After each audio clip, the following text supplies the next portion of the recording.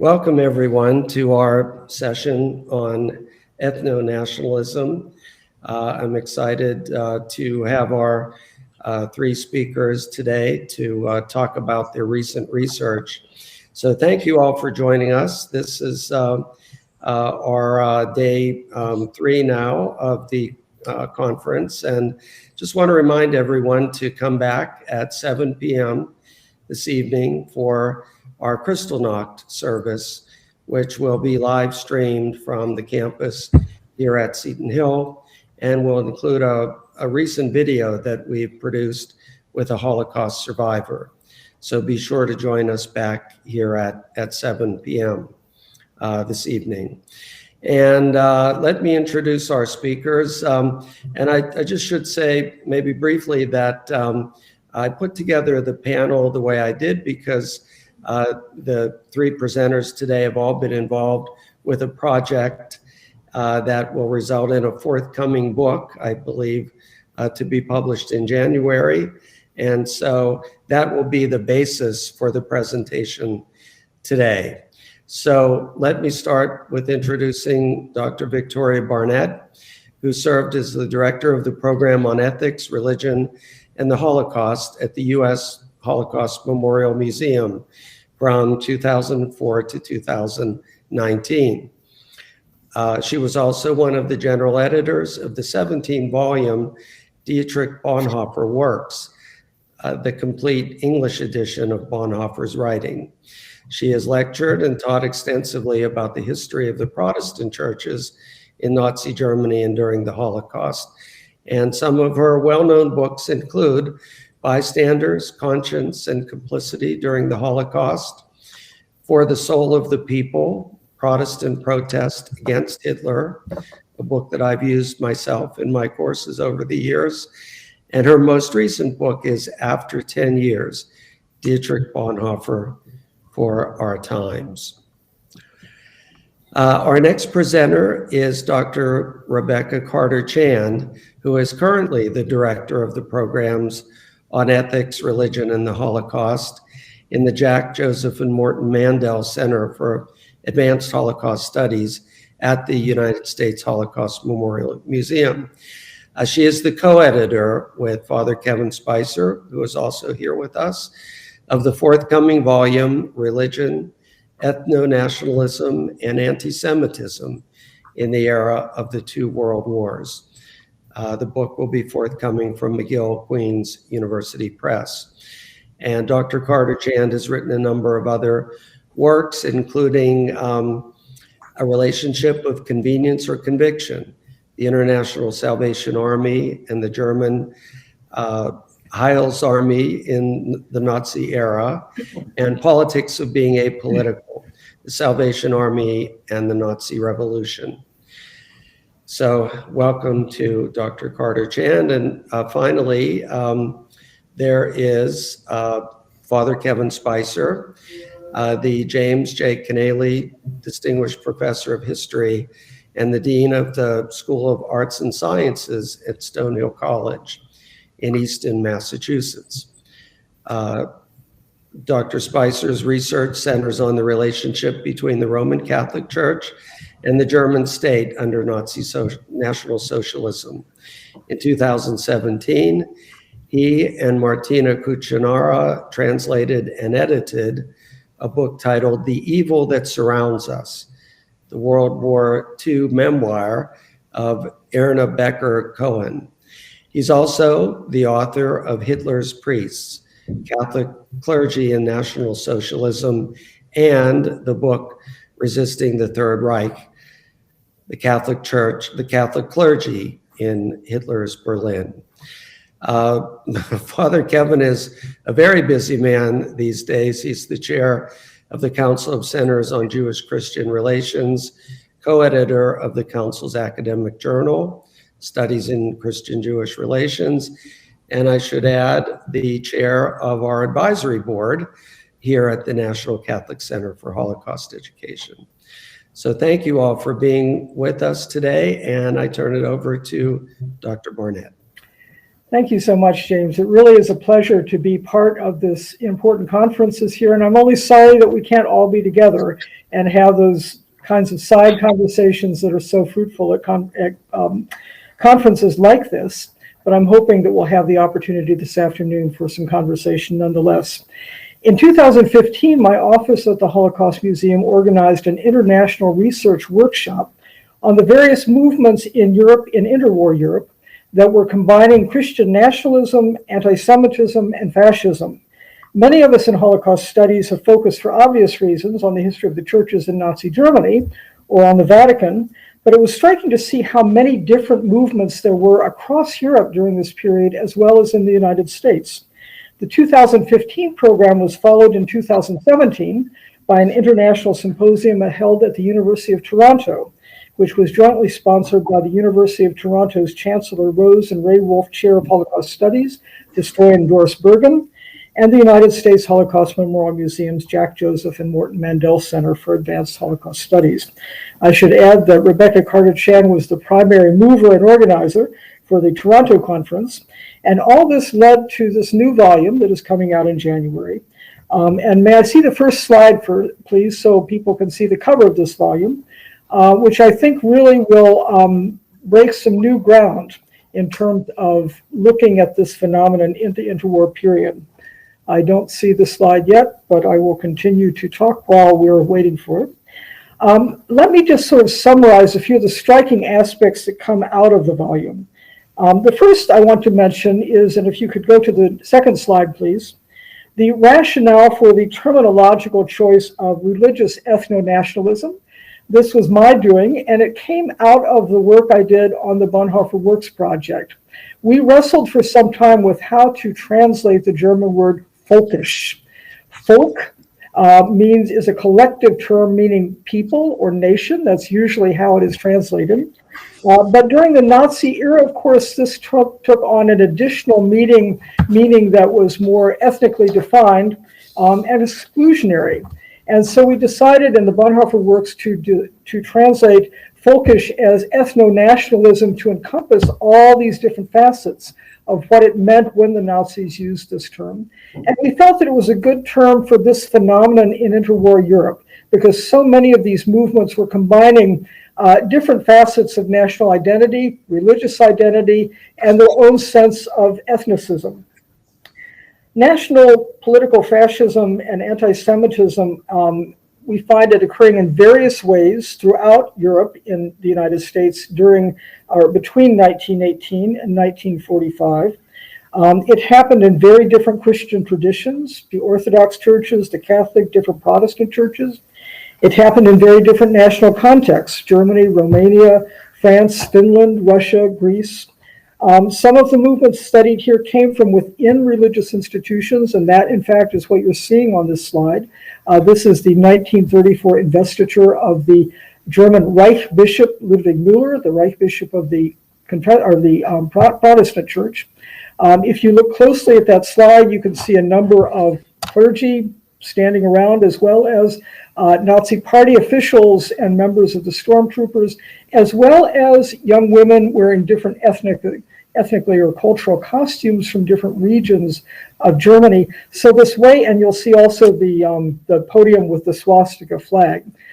So you see the way in which National Socialism brought these different elements together and in fact unified Germans around this new sense of identity, and certainly appealed to a large portion of German Christianity with this message. The German Protestant Church in 1933 comprised about 2/3 of the German population, and the rise of this pro-Nazi movement within the Protestant Church was an alarm signal throughout much of the Western world. And it was a development that threatened to split the German Protestant Church. There was an immediate backlash against this, and I'll talk a little bit about that in a little while. We can now close the slideshow, please. So several of the chapters in this book look at the German case, but they also explore it in conjunction with some of these other movements. Some of the movements came from within churches. Others were more political movements that then aligned themselves with a Christian identity. In addition, there are several chapters in the volume that look at some of the theological underpinnings of these movements. And of course, Robert Erickson last night talked about this in his own work. Whatever their differences in terms of national history or religious tradition, all of these cases had two things in common. The first is that they were all anti-Semitic. And I think this testifies to the deeply embedded anti-Semitism that was within Western Christianity during that era. Christians were anti-Semitic, whether they were in Finland or Germany or Italy or England or the United States. And this in turn had consequences after 1939, when the German army marched across Europe and began to occupy different countries, and where we find a fairly high level of local collaboration in many places with the Nazi project to persecute and kill Jews. You find local populations involved in that, many of them motivated by Christian belief. The second shared thing that all these movements had was the transnational nature of this phenomenon. You had these movements all over the place, and this was before the internet. So how did they know about each other? What was the common spirit that was animating all of them? To some extent, it was Germany. You had Romanian clergy reading the great German theologians who were preaching this stuff. We have a chapter in the volume on the Finland church, which was also looking to the German Christians. In the United States, there were a number of right-wing Christian movements that began to take their cues from what was happening in Germany, and the Nazi government, of course, sent propaganda to places like the United States that appealed to the shared sense that they were trying to build among international audiences. Finally, in addition to these case studies that illustrate the alliances between religious leaders and these ideological movements, the volume also includes chapters, including my own, where the religious response to these movements was more complex, either more ambiguous or in a few cases, even one of outright opposition or resistance. So the volume covers a lot of territory, and I think our conversation will as well. So we'll be conducting this panel as a conversation. Each of us have contributed a chapter to the volume. So I'd like to begin by inviting Rebecca and Kevin to each speak about your particular chapter and the insights it gives us into this history. Rebecca, first I'll turn to you. Your chapter explores the transatlantic connections between different religious communities and denominations in the United States and Germany. Can you tell us a little bit about what you found? Sure. Thanks, Vicki. And let me just say how nice it is to do this panel together after working on this project for a number of years. And it's to see it all coming together is really nice. So your question was about my chapter in particular. And, for a long time, I've really been interested in religion on the margins in modern Germany, how these small churches and religious communities fit into the larger religious landscape, and how many of them transformed in the early 20th century, really from being foreign imports to taking root in Germany and becoming a German expression of that particular religious tradition. So the question is, how would they respond to this period of intense nationalism in which ethnicity and race and religious identity and political orientation were all mixed up together? So I'm talking about groups like Baptists and Methodists who came to Germany in the 1830s, and Adventists, the Salvation Army, Quakers, Christian Scientists, Latter-day Saints, and Jehovah's Witnesses who came in the second half of the 19th century to Germany. And they had gained some rights under the Weimar Constitution, so the freedoms to worship, proselytize, and collect donations. But they were still very concerned about their status, and they were eager to prove their loyalty to the state. And so by this time, in the Weimar period, most of their members were Germans, and most of the leadership was a mixture of Germans and foreigners, depending on the group. And that will be important as we get into exploring how they responded to the politics of this period. Now, each of these groups have their distinctive theologies, ecclesiastical structures, and histories. This is what you, in the audience, you may be thinking when I listed that long list of very diverse religious groups. And I don't want to flatten that out and suggest that we just treat them as a monolith. But I found that in most historical writing that these groups are treated just individually. And so when we look at them collectively and in light of their international relationships, we start to see some trends, and we also see them reacting in light of what is happening to other Christian minority groups in Germany. And so when we get to the Nazi period, of course, the stakes are higher. The country transitions very quickly from democracy to dictatorship, and there are new measures for inclusivity and exclusivity based on the Nazis' particular ideas of race and this ethno-national community that Vicky was just talking about, the Volksgemeinschaft, these ideas of what is Volkisch, as well as what was considered political reliability. So the entire structure of civil society shifts. And when we look at these smaller religious groups, Nazi policy seemed opaque and inconsistent at the time. And uncertain of the new government's intentions for all of the Christian churches, the main Protestant and Catholic Church, these minority churches were trying to thread a delicate needle. A lot of them supported much of Hitler's early messaging, especially around rebuilding a strong Germany. And I should mention the Quakers were the real exception here. And many individual Quakers lost their jobs because of their ties with the Social Democratic Party. But all of these groups were concerned about their autonomy, and their fears were not unfounded, as they saw some groups, a few, like the Jehovah's Witnesses, were banned quite early on. And so as these groups had to navigate the new political reality in Germany, they were also negotiating their relationships with co-religionists abroad. So, for example, the Fifth World Congress of the Baptist World Alliance was originally planned to take place in Berlin in 1933, but was canceled in large part over concerns from non-German Baptists about the new government's anti-Semitism, censorship, and other matters of domestic policy. And then after some debate and pressure from the German government, who did want it to go forward, the Congress was held the next year in 1934 and hosted more than 10,000 international delegates. So the larger point that I wanted to make in this chapter is that most of these groups that I'm discussing were able to navigate this difficult period and come out the other side more or less intact, and that their foreign relationships played an important role in this navigation. So which makes me think about religious ethno-nationalism in a more nuanced way. Beginning in 1933, these minority churches came under investigation to determine their political orientations. The Nazis usually referred to them as foreign sects and questioned their loyalty to Germany and questioned their finances to see if they were sending money abroad. And since there weren't many people of Jewish background in these churches and they were not known for being politically active, what the Nazis really cared about here was whether or not they would be a threat to the larger Nazi project.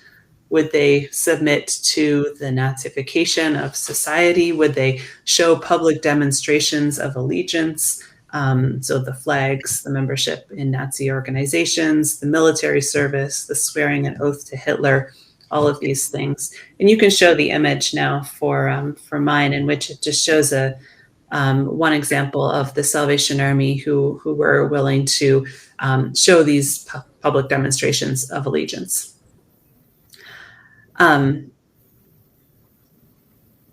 Sort of similarly to this, I can give an example of the Adventist Church, which was allowed to continue operating after they convinced the authorities that they supported, quote, positive Christianity, which is a term that comes from the 1920 Nazi Party platform. But the reform movement of the Adventists was banned, and this was a small breakaway group that had been founded in World War I over the issue of military service.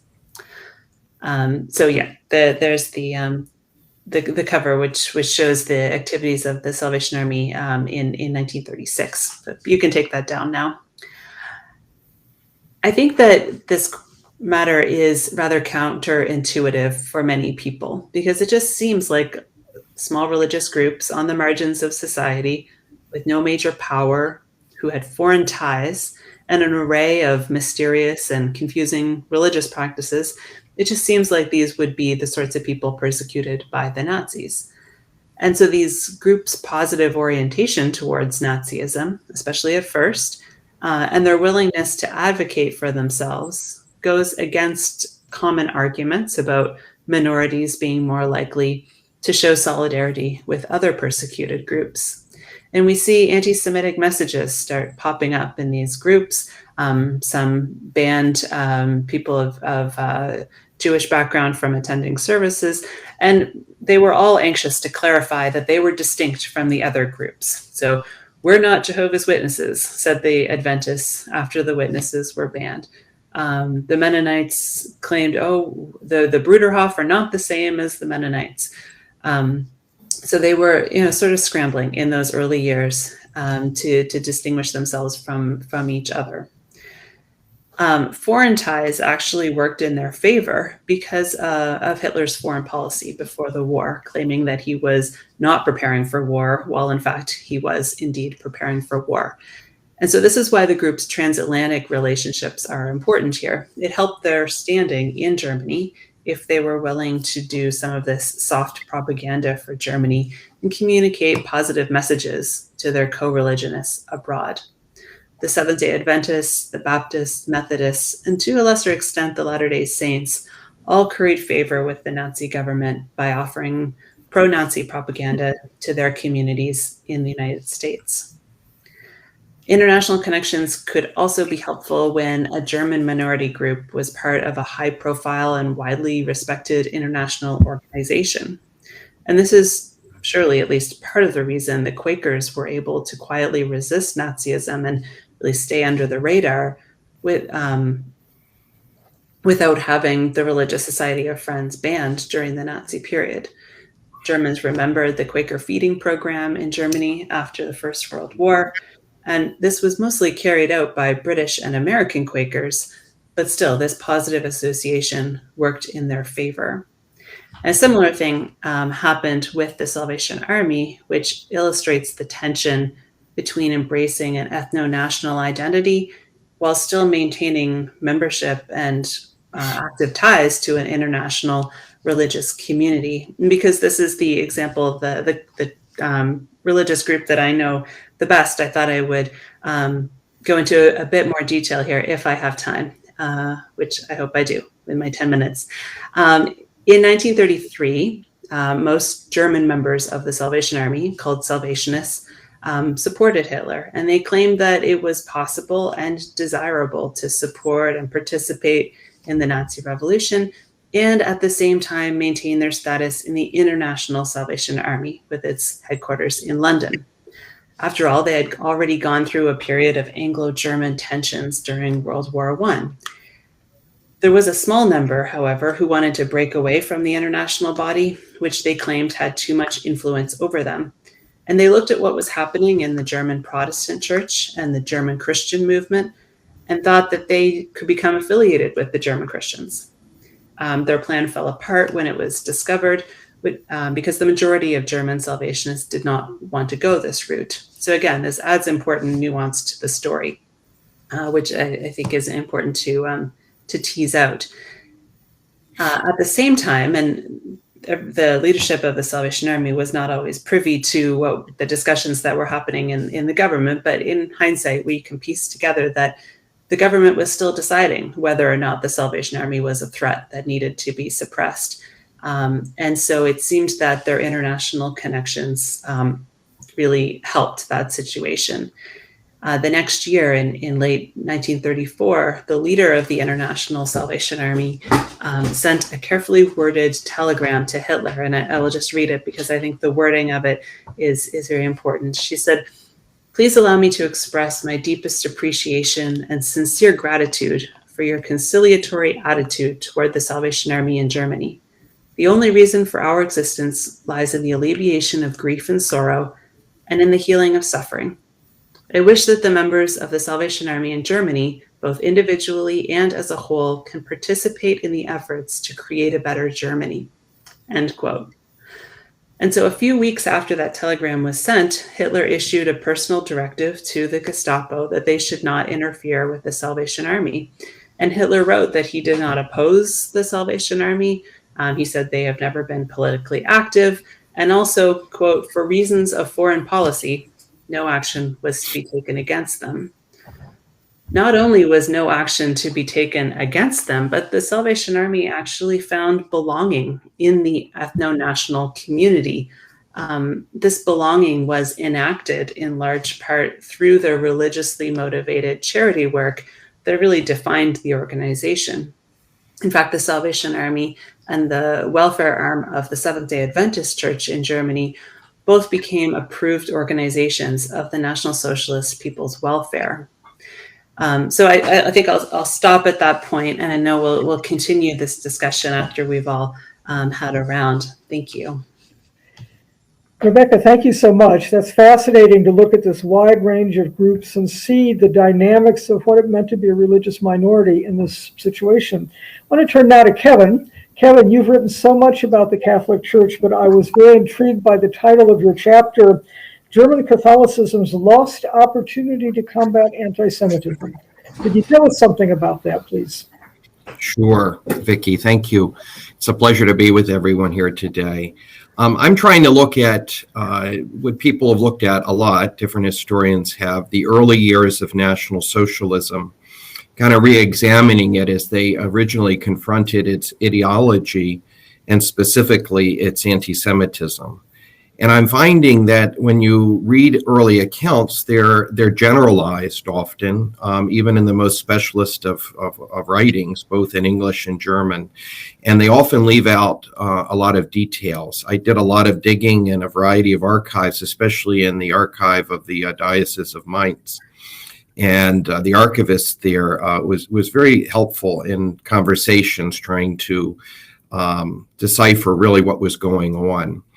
So I find that the National Socialist Party before 1930, when it really broke through in the elections, it was all around Germany. There were different chapters of it throughout the country, but it did not broken through politically, vote-wise, to really make a major impact on German politics. People knew it was present, but it had been, like many other parties, many other right-wing movements, more on the fringe, and 1930 changed that. But as it became more powerful, you're getting towards 1930, in June of 1929, in the area of Bechtheim, which is in the Diocese of Mainz, Father Johannes Racor of St. Lambert Parish, was asked to do a funeral of a National Socialist member. And he, had experienced people in his parish who were supportive of this movement. He wasn't sure exactly what to do with them. But when this request came through, he knew that the other party members in his parish and people perhaps unrelated to his parish wanted to attend. And normally the National Socialists, as did other political parties of the time, they'd want to attend in uniform and in closed rank and carry their flags in procession. And the church had very clear stances towards socialist organizations this way, as it had been very concerned about communism and socialism, two different entities, but often put on the same plane. But they hadn't really taken a clear stance against National Socialism. So he wasn't sure what to do.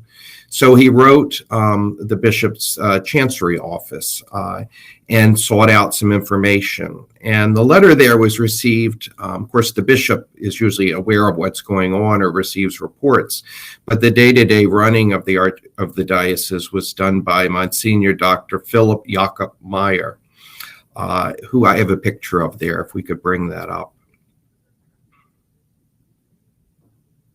Might take a minute. But Meyer, in his response to Father Racor, said, I would agree we'll kind of follow the same prohibitions that we have against some other political parties.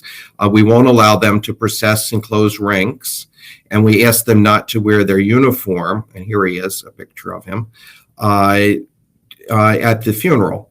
And so Racor relayed this message to the National Socialists. People weren't very happy, but the funeral was attended and it kind of went by.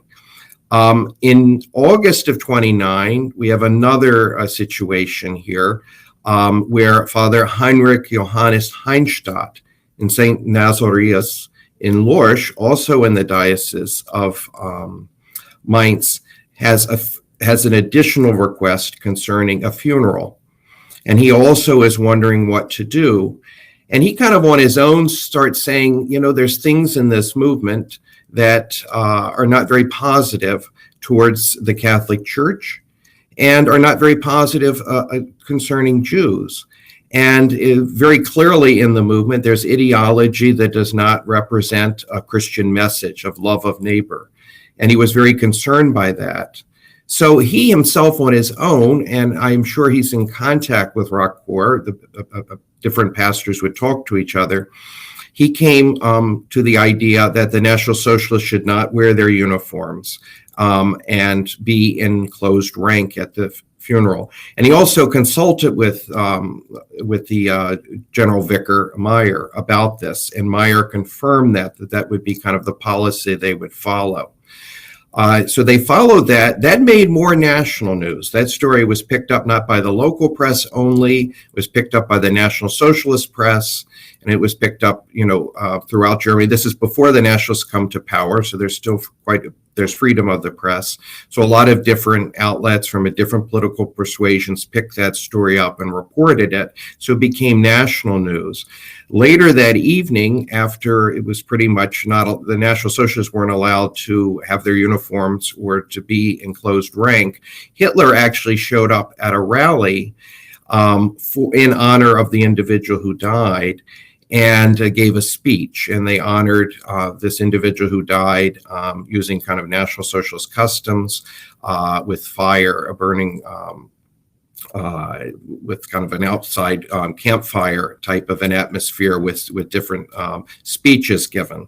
So it became more of a political rally than any type of a funeral, but it was done on the same day. So it had that religious connotation, even though it wasn't blessed or ministers, priests from the church didn't attend. But this made news, national news. And if we show the next slide there, and this is a picture of Cardinal Michael von Faulhaber, the Archbishop of Munich and Freising, the main archdiocese in Bavaria, and his assistant, Father Josef Weisthahner, his secretary, greeting parishioners at a parish within his archdiocese, St. Augustine's Church, in 1931. Faulhaber, of course, has the priest hat on at the time and is greeting parishioners. It's a very joyful picture of him there. So Cardinal Faulhaber ended up getting involved in this discussion, even though he's not the Bishop of Mainz.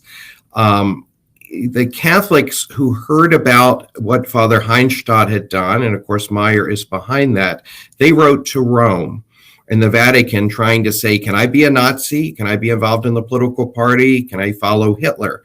And the Vatican really wasn't sure how to answer that at that particular time. They were monitoring it, and they did, as they often did, they liked to have the local ordinaries, the local bishops, comment on those issues. They left it often up to the bishops to do that. So they forwarded the letter they got from one particular Catholic to Cardinal Faulhaber of Munich. And Faulhaber wrote to Mainz to just kind of inquire what went on. We can take the picture down and go back. And when Faulhaber wrote to Mainz, Meyer got that, and he informed him of what had happened and the decisions that the diocese had taken. And Faulhaber then went ahead and wrote back to Rome, as he was asked to do. And his letter really changed the emphasis of what the local pastors had been concerned about and what Vicar General Meyer had been concerned about. His letter mostly talked about the impact of the National Socialist movement on the church itself and how it could hurt the church, how it could divide the church, how it could have a negative effect on some of the organizations, especially the youth. Only in passing mention did Faulhaber say anything about its particular hatred of Jews. Where before, both Rocker and Heinstadt and Meyer, that was a central issue for them in their correspondence and everything we have about them that they wrote from that initial period. But Faulhaber changed the emphasis to be more of an emphasis on the church itself. So he really broadened the scope that the Diocese of Mainz had to include the National Socialist attack on the church. Now, was it really an attack on the church? I don't go into this in great detail in my my essay for the book, but I have in my other writing. You have different regional National Socialists, some not Catholic themselves, coming from the Protestant tradition, others Catholics themselves, and some not really professing much Christianity at all, being quite secular. They were not consistent in their message about their relationship with the church. Some were attacking the church, some were threatened by the church as an entity that could have say over National Socialism. And so you have different messages, some positive and some negative. And so there was a mixed message being sent by the Nazi Party towards the church. And the Nazi Party's emphasis on blood, its emphasis on not being very clear about some members within the National Socialist movement who were really emphasizing Christian religions, pagan religions of the German people as a means of unifying the German people, seeing Christianity as divisive, dividing Christians in Germany between Protestants and Catholics. There was a mixed message being sent. And so Catholics were weary because they weren't sure what to expect. And always remember in Catholics' minds, they go back to the 1870s, to the Kulturkampf, the church, the conflict of culture that where a lot of Catholic priests, Catholic bishops were arrested. Some were even imprisoned, where there were restrictions put on for preach against if you were politicizing your preaching, etc. In a sense, to try to force the unification of Catholics into Germany as Germany was being unified. It's being unified in 1871. So this is kind of the outgrowth of that under Bismarck, who had been a chancellor. So Catholics remembered that, and they were always worried about being persecuted again. And of course, they were in the minority when you looked at the United Germany, the Germany of National Socialism, and the Weimar Republic. They were in the minority at that particular period of time. So this issue is starting to really percolate among the German bishops, among Catholics. Can I be a Nazi? Can I be a good Catholic? What can I do? And in August of 1930, General Wilhelm Meyer weighs into that even more when he writes an editorial for the Mainzer Journal, a newspaper that was widely read in the Diocese of Mainz. And he talked about love of neighbor as the central theme, stating that we cannot hate our neighbor and we cannot hate Jews. And he was very clear in his language. He didn't beat around the bush. He didn't make things not clear. He said specifically, we cannot accept an ideology that hates Jews. And he tied that specifically to National Socialist teaching and their ideology. So he was directly criticizing that in words that you do not find from other clergy in this particular period. August 1930, and this is the event that is more widely well known. Heinz Herten, the late Heinz Herten, who was a major German historian of this period of the Catholic Church, he emphasized this. Father Heinrich Weber of St. Bartholomew's in Kirchhausen got up in the pulpit after having a lot of agitation by Nazis, and having written to General Wilhelm Meyer and having been moved by the editorials that he read by him, Meyer had replied to Weber saying pretty much he had had a lot of tension after the different things he had written. And he says, it's clear to me, Catholics cannot be members of National Socialist Party. He took this stance, Meyer did, and Weber said, I'm going to take that too. He got up in his pulpit during the sermon, and he told his parishioners, you cannot be a National Socialist, period. There was black and white. There was no exception there. Didn't make any exception. He said this in the middle of September. I tried to determine the specific Sunday, but it's between 1 or 2 Sundays. I interviewed people from the parish and was not able to determine the exact one, but one of 2 Sundays in September he did this. He probably repeated it in both, is what I assume. And that announcement went over the news like wildfire. I mean, it passed from one town to the next. People were talking about it. The local Gau, which is the way they divided Germany into these regions or Gaus, wrote him and said, is this true? Wrote the diocese and says, is this true? Are you backing up what Weber says, or is he just one individual? And Meyer wrote back and said, yes, we're backing him. You cannot be a Nazi and be a good Catholic. You cannot receive the sacraments ultimately. Meyer was attacked. He was called a baptized Jew.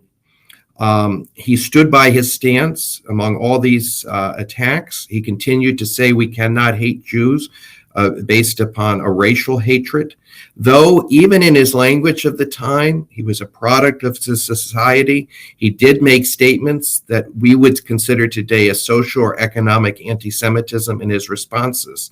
So he did talk about parts of the economy that he considered to be controlled by Jews in some of his statements. So even this individual saying you can't hate Jews racially still had some anti-Semitism within him. But despite that, he stands up very clearly with this line of the church on that against National Socialism.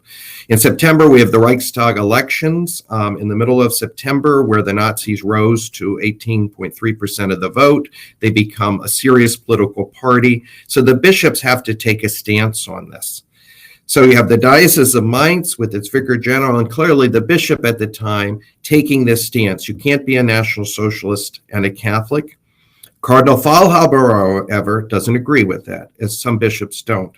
And he led the bishops to emphasize the Nazis' effect on the Catholic Church, dropping any emphasis on racial hatred, specific mentioning of racial hatred against Jews, and gradually, diocese by diocese in their regional groupings, led by the metropolitan, the main bishop in each of these regional groupings, issue statements on the National Socialists. And they're not all in agreement, even though the literature up to this point has told us they all were in agreement. Generally, they were saying you can't be a National Socialist and a Catholic, but there were all these exceptions being made. In Faulhaber in Munich, it was you have to do a case-by-case basis and judge somebody on a case-by-case basis, normally taking place in the confessional or in a consultation with your individual pastor. Meyer maintains his stance until mid-1933, when he's really pushed after the Nazis come to power into kind of backing off of that stance, and a lot of pressure is put on him, as are many people once the Nazis come to power. But I would say this was the moment where you have this stance by Cardinal Faulhaber and the stance by General Vicar Meyer and his bishop in Mainz, where you have these two different versions of how Catholics could deal with National Socialism. There could have been this stance that was taken that was not, that was unrelenting and identified the core of the ideology, that it was anti-Semitic, and the church backed off of that to protect itself and its own interest instead of protecting its neighbor. And to me, that's the core question as we look and begin to look at the church in this period. And ultimately, my essay examines that in greater detail, which I would invite you to read at some point. Thank you. Kevin, thank you so much. So one of the things we're seeing here, and I think also a little bit in Rebecca's paper, is the political calculations that different religious leaders were making as they navigated this new era. The same is true of my chapter, which deals with the international Protestant ecumenical movement in the United States and in Europe. I'm just going to give a very brief overview of that because I want to have some time for us to talk a little bit more about these broader issues. The ecumenical movement emerged in the early 20th century as primarily a Protestant unity movement. There were no Catholics, there were no Orthodox churches as member bodies. It consisted of representatives from a variety of different Protestant denominations throughout the world. In Europe, this would eventually become what we see today as the World Council of Churches. Before 1945, it was known as the World Council of Churches in process of formation with offices in Geneva. In the United States, the Federal Council of Churches was founded in 1908 and eventually became the National Council of Churches in the late 1940s. Both of these bodies viewed the rise in the interwar period of these ethno-nationalist religious groups with great alarm. And especially in Europe, they saw that this might be something that would lead to another European war. In the United States, they viewed it through the lens of what was happening in the United States. They saw it as a bigoted movement, as a right-wing movement. Of course, in the United States in the 1920s, you see a resurgence of the Ku Klux Klan.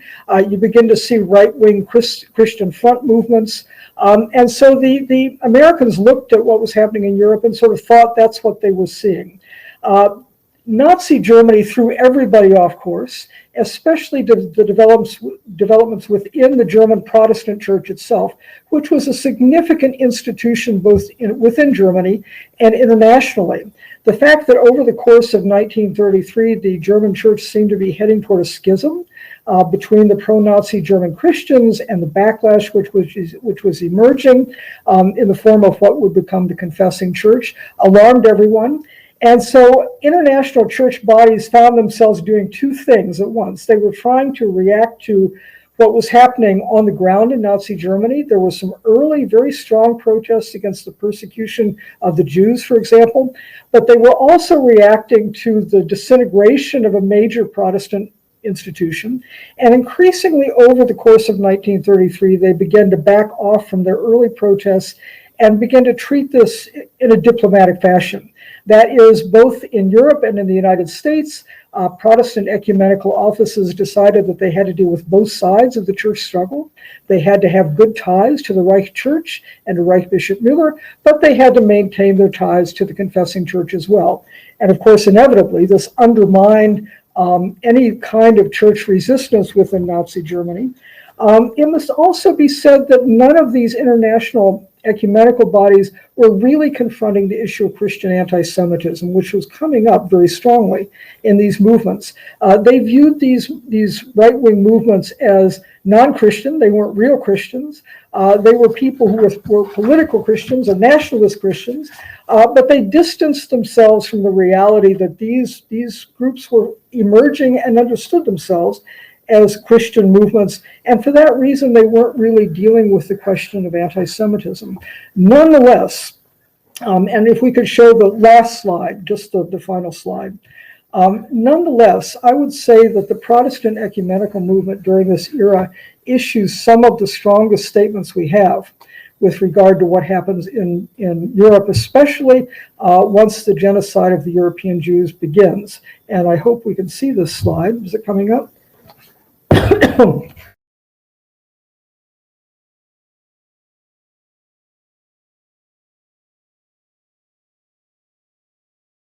See it. There it is. Sorry.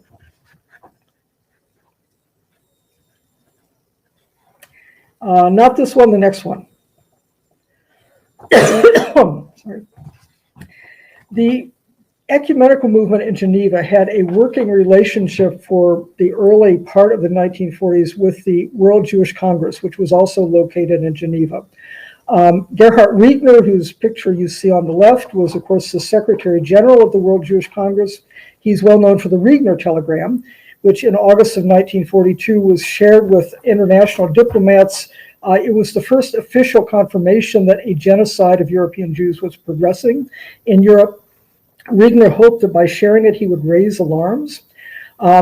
What's often not known is that he not only gave this to international diplomats, but he shared it with the head of the American ecumenical movement, Samuel McCrae Cabot, whose picture you see on the right. I'm sorry.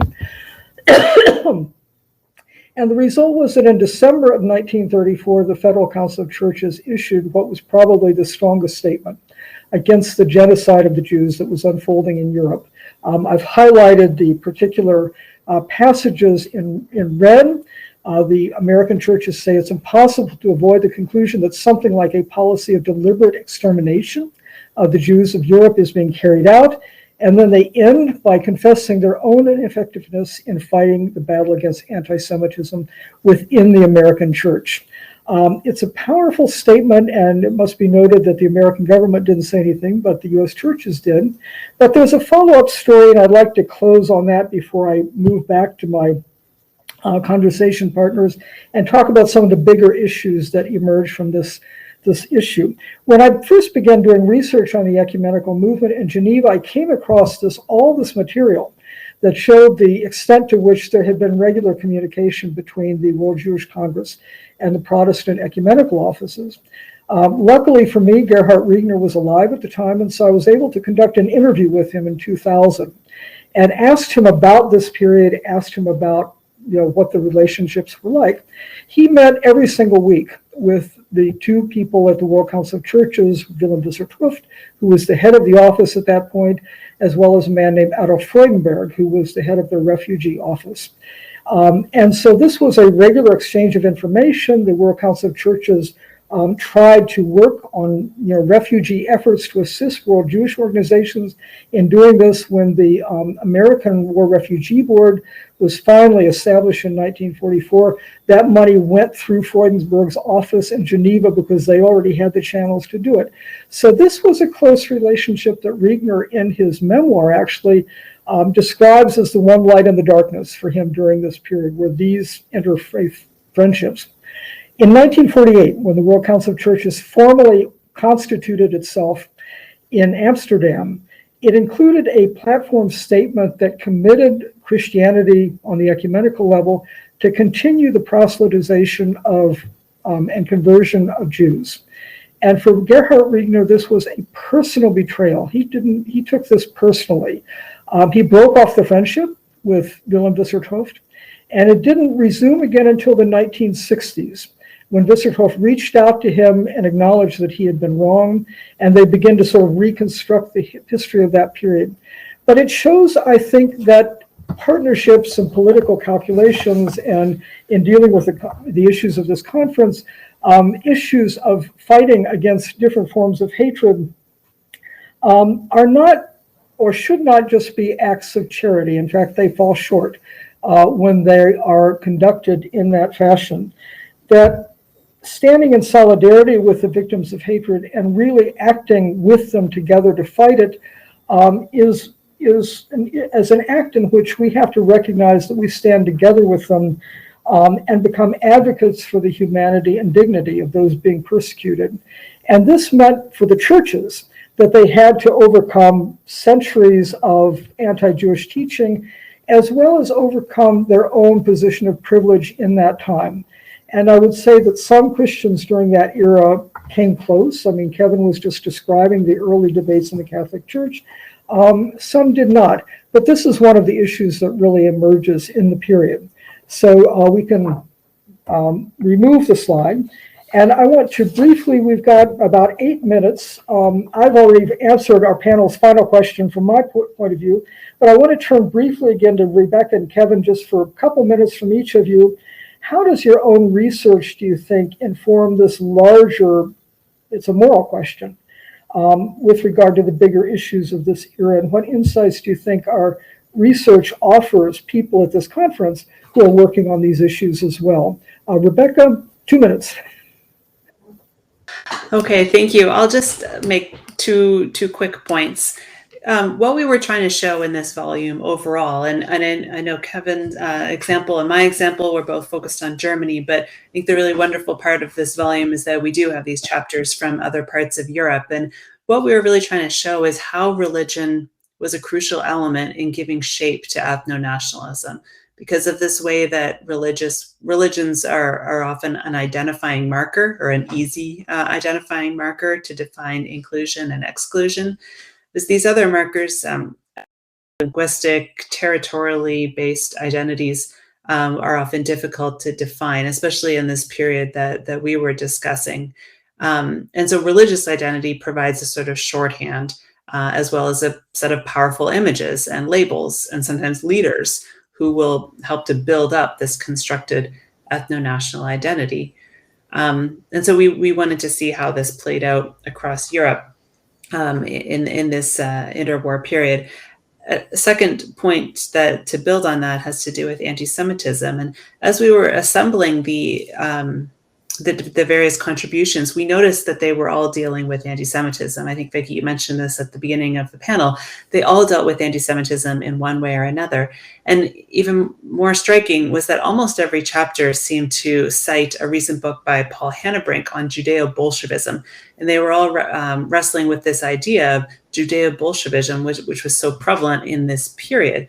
And so what this highlights for me is how, for European Christians who are engaging in ethno-nationalist ideas, older forms of Christian anti-Judaism, anti-Semitism were overlapping and reinforcing with these newer forms of anti-Semitism that were political, economic, racial, and that it, became even more powerful when they were all mixed up together. And so I think that often we talk about, really separate these, theological anti-Judaism from more modern forms of anti-Semitism. And I think this shows how they were all reinforcing each other at the same time. So that's my 2 minutes. Thank you. That's a great insight. Kevin, how about you? You're muted. Rebecca said that very well in the summary of the book and some of the central themes that we're trying to show. I think, from my own work, which you asked to speak from, when you're looking at the question of ethno-nationalism, membership to the German folk, the German people, and exclusion from that. When you look at the question of the church, over and over, I see in correspondence of the bishops, when they do talk about Jews, and when I say over and over, that's still in a limited amount of documents, because it's the documents that we have remaining are primarily about the issues that are directly affecting the church and its sacramental life, not communities outside the church. But when they addressed Jews and talked about them, and you're talking about German Jews, members of the German folk, citizens of the country until the Nazis come to power and take away that citizenship. They talk about Jews as if they weren't German. And in language that really separates Jews, even before the Nazis come to power, that they are not part of the German people. And they use this language, even the best of them, even, Preising in Berlin, who is a resistor, who has no tolerance for National Socialism, will use that, not in the same way negative as some other bishops do, but they make this separation. And so you're thinking, if a leading church person is doing that, a leader who is supposed to call all people to love of neighbor, to care for neighbor, when you realize that legally German Jews are Germans legally until the Nazis come to power, when you use this writing in this way, clearly they probably spoke like that too. We don't have all that recorded, but what they said, it's so easy for an individual to hear that, and then when they hear a National Socialist speaker speak and say the same thing, that makes a connection between the two. That, the spiritual authority that I look up to says that about Jews, and here I hear it politically, and it makes it even easier. And I think there were these type of overtures from between religion and secular regularly that created the situation in Germany for Germans to embrace National Socialism, sometimes very aware of what was happening, or sometimes just listening and embracing it without really fully consciously reflecting upon it and analyzing it.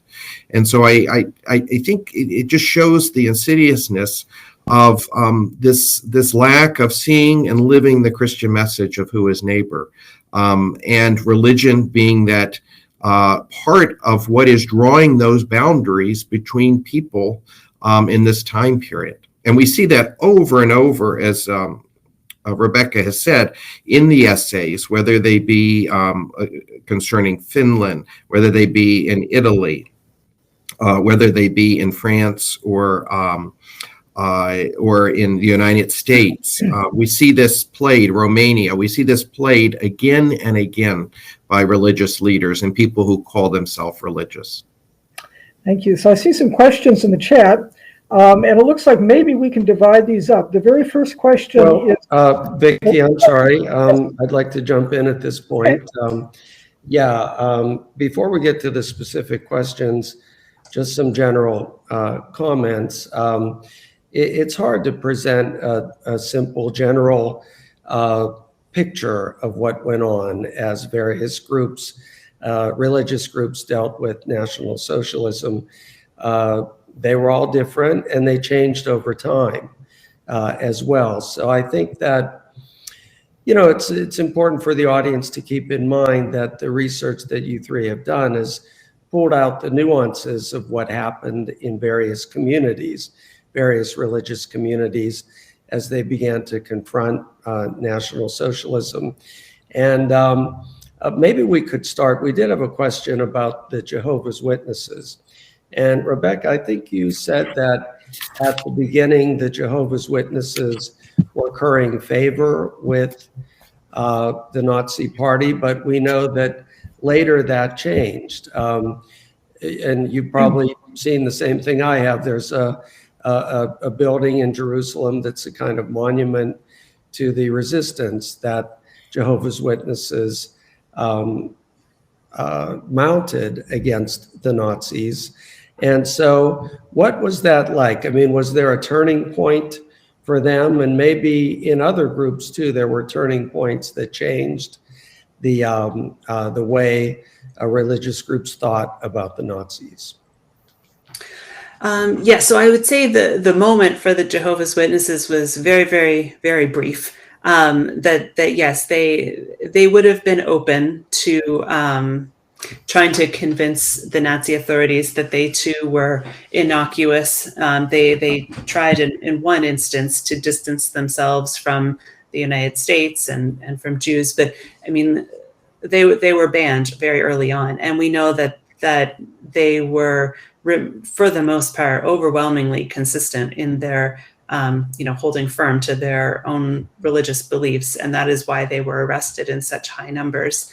I know that the question in the chat here asks, if there were other religious groups who were also persecuted and banned, and so I'll just say that the Jehovah's Witnesses were the only ones who got a special designation in the concentration camp system with the purple triangle. And then most other religious folks, whether they were clergy or laity, if they were arrested and sent to a concentration camp, it would have been as a political prisoner. So most priests and others wore the red triangle of political prisoners. There were a few other small religious groups that were banned as well. I mentioned the Reform movement of the Seventh-day Adventists, and there was also the Hutterian Brethren, which is the Bruderhof in German, and the Plymouth Brethren, which were also called Darbyists after Darby, or the Bruderbewegung, and they were banned. There were several other very small esoteric groups that you would probably not even recognize the names of, that were banned as well. But overall, if you look at the German census documents, it tells you like there were dozens and dozens of these very, very small religious groups. And so the number that was banned overall was relatively small.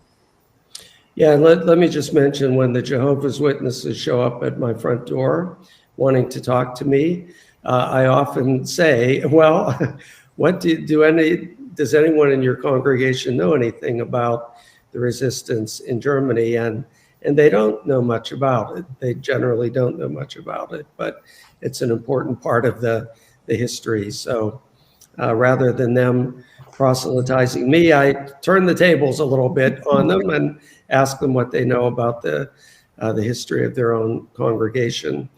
All right, and then we had a more general kind of question about Catholic resistance to Nazi socialism, to the Nazis, to National Socialism. And of course, again, that's a huge topic, and there's a lot of variation there. But Kevin, maybe could you talk a little bit about, you mentioned some Catholic priests who early on in 1930 were very clear in saying that Nazism is anti-Christian, or it's not consistent with what we do. Did those individuals end up in concentration camps, or how did it work out for them? Because we certainly know of many others who did. Right. Generally, you have the German bishops have a research group where they produce It's kind of the blue volumes that look at this period. And over the years, some of them have been, not always portraying a history that is completely true, but very sympathetic to the church. In more recent years, they've been much more scholarly and much stronger. But when two of their volumes, or at least one volume in two parts that they published, are Priest Under Hitler's Terror, they're called. And in them, they've asked each diocese to list all the problems that priests had with the National Socialist state. And they're two very thick volumes of issues that priests had. When you go through those, which I've done for the newest project that I'm working on, looking at Jews and Catholics from 1918 to 45, you have a very small group, around 120 some, that actually got into trouble with the state for speaking out for Jews or doing something on behalf of Jews. The majority of the rest, a significant number, who got in trouble with the state, had to pay a fine, spent time in prison, were ostracized, or something like that, all of which, if you have to go through that ordeal, is very unpleasant and can break an individual as a human being. That was primarily based upon standing up for a right of the church. I called it selective resistance in my first book, where they were really speaking against the state, not as a political move, but to protect the rights of the church and its freedom to have the sacramental life as one of the main backgrounds to that. You do have, again, on the other hand, in Germany, a handful who do go to the concentration camp because they do that consistently. Mm-hmm. And they, in doing that consistently, they are seen as a real problem to the German folk, to German society, and they are arrested. And, in a sense, they want to separate them from the rest of the German people. That's a small group in Germany. When you look at Poland, as Jonathan Huner has just done recently, or other areas where the church existed and where the Nazis came in and subjugated the population, you have a lot more of the population, French clergy, Polish clergy, where you have many more clergy imprisoned, and many of them end up in Dachau. And there's memoirs that you can read about that. But those, I would say that when you look at the overall cases in Germany, the ones who really were imprisoned or died are a limited number. When you look at subjugated, just as you have the subjugated population, you have more priests that would be affected and more would lose their lives. But generally, when you look at the resistance, you can't say the church was a church for the other, for another person outside of the faith. That came, as John Conley has showed in his seminal book, after the Holocaust. It was a result of the Holocaust, the result of Jews who had converted to Christianity, primarily before that period, who were in touch with their religious or cultural origins of Judaism, who really helped teach the church that it had to have a different theology. And of course, that led to Nostra Aetate. But before that period, the church was much more insular and was not as looking out as it would hopefully do today. Yes, and I just wanted to mention too that for our viewers, our local viewers, there's a shrine in Fayette County at a church there to honoring Maximilian Kolbe, who is one of the Catholic martyrs of the Holocaust. And so there are some indeed, and when you go to Yad Vashem in Jerusalem, there's the Garden of the Righteous Among the Nations. That's very moving to walk through and to see the non-Jews, many of whom have religious affiliation, who defended Jews during the Holocaust. Well, and I guess the last question in the last 5 minutes or so is maybe the burning question. A number of our members of our audience have posed it, and the question is, are there lessons we can draw from what happened during this period, the Nazi period, to the U.S. today, in terms of, for example, some Christian churches, some conservative Christian churches, seeming to embrace a kind of authoritarian politics, and not apparently seeing a contradiction between messages of hate and intolerance and Christianity. So what do you think about making the connections to today? May I say something? Because I see a very specific question here about, says, we know that American Christians disproportionately supported what we might call Trumpism. Am I correct in thinking that they're, for the most part, not members of the Catholic or mainline Protestant churches? You know, the dividing line there is race. It's not denomination. The majority of white American Christians voted for Trump, whether they were Episcopalians, whether they were evangelicals, whether they were Catholics, and that should give us pause. So I would say that in terms of addressing our issues today, this is just my opinion, we need to recognize that we're standing where we are as a result of American history, not German history. We need to look at our own history, particularly when it comes with white supremacy and intolerance. And I think that dealing with that as an issue is on the front burner today, both as people of different faiths, as well as white Americans. The slide I didn't have time to show actually showed a black church leader who was very involved in the ecumenical movement in the 1930s and 40s, drawing those connections at the time. So there's a lot there to think about. Mm-hmm. Very good. Rebecca?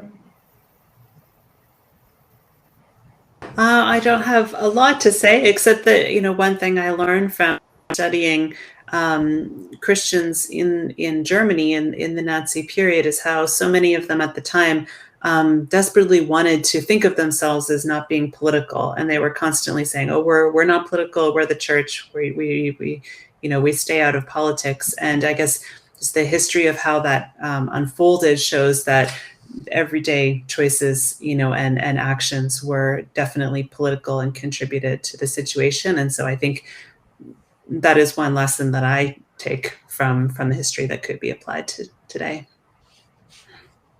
All right. And Kevin, would you like to add anything to this question? Well, I think it's in the Nazi period, we say the church didn't do enough often. I know you pointed out, Jim, that, there were people who did resist, and there were elements within the church. I can speak about the Catholic Church that did speak out, and they were mainly on the individual stance. But when you can kind of say, should the bishops, should the priest have been addressing the state directly? I think there's ways of doing that while also not being partisan, not taking a particular stance. I think that when you're faced with such an evil as National Socialism, it's very clear when you look at the gospel message, hating anyone is against the Christian message. Even people who you disagree with, you're supposed to try to find and able to love the other person. When somebody is spouting total hatred, I think as a Christian, you can still love and care for that person into trying to change them, I think. And that's how you can show your love and concern. I think today, the danger is when clergy or bishops or any religious leader gets enmeshed in the political scene and takes a side and tries to convince their parishioners or their congregants of the righteousness of that side.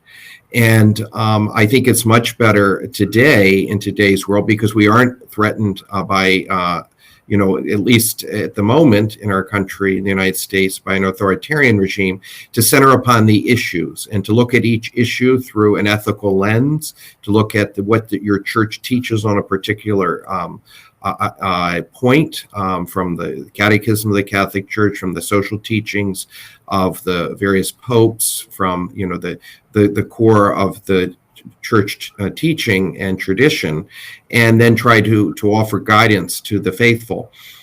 You can do that and still look at issues without taking a political stance. And I think taking a political stance, there have been religious leaders in the past few elections who have really led all the groups that you mentioned before to vote a certain way, or have attempted to do that.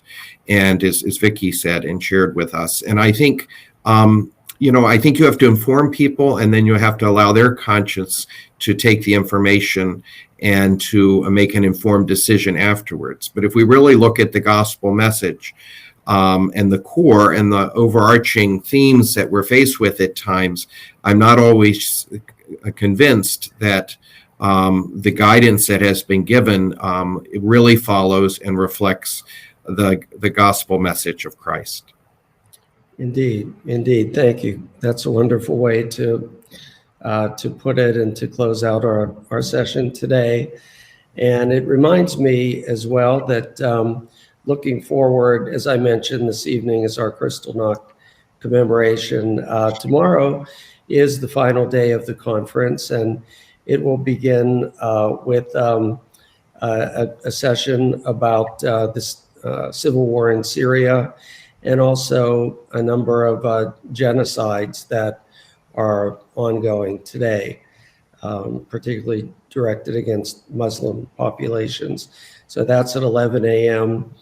At 3 p.m., there will be a session primarily for teachers, focusing on a collection that we have developed in our center of photographs from World War II, and particularly documenting the death marches, or at least one of the Nazi death marches that occurred.